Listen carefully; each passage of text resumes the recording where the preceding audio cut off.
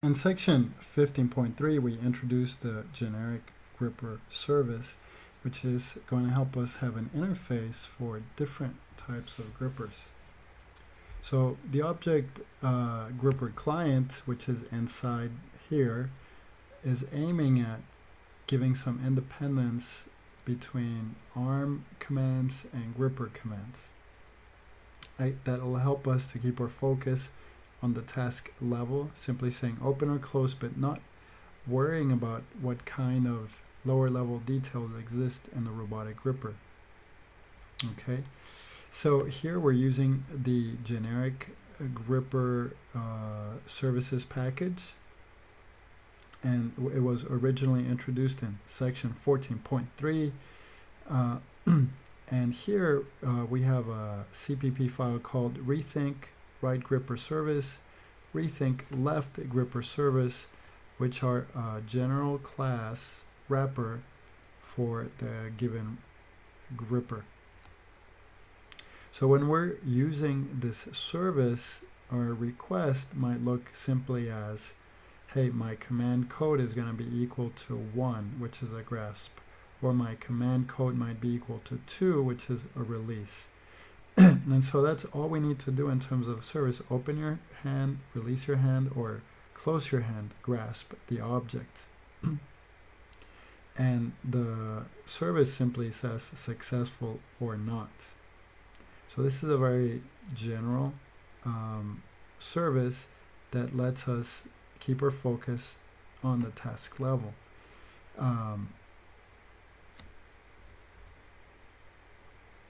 Here inside the service, we have a switch case statement and a callback to act upon the service request. So, for example, and let me click on the code here, or let's just open it over here, not here.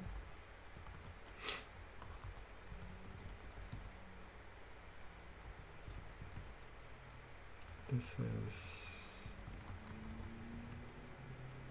Baxter, no.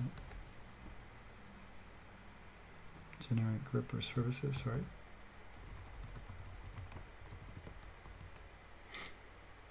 Rethink RT gripper service.cpp. So in the main function, we are going to create a Baxter gripper class that I'll mention just in a second. Then we have our service server that advertises here, and the name of the callback is simply callback. We go into spin, and then in this callback we have request response, switch case statement. So we can say, let's test something, let's release the gripper, or let's grasp, or do a test grasp.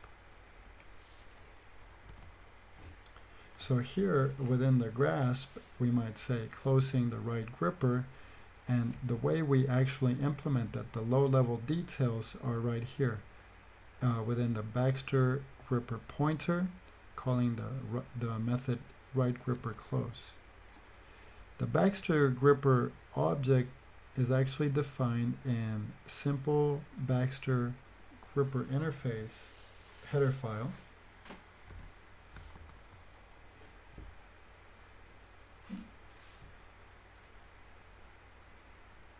So here you can see the Baxter gripper class, and you can see that we have a right gripper close and a right gripper open, which we introduced before.